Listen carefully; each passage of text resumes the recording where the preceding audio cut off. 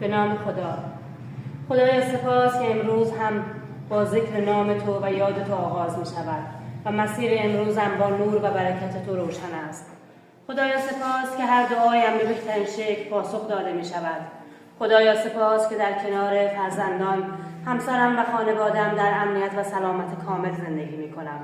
خدایا سپاس که قلبم آماده دریافت بهترین ها و دستانم آماده بخشش هستند.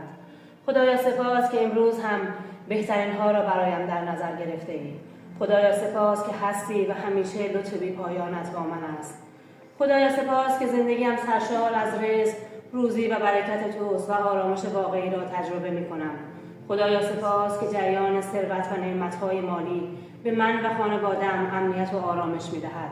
خدایا سپاس که اتصال من به رحمت تو هر لحظه زندگیم را روشن و پربرکت می‌کند.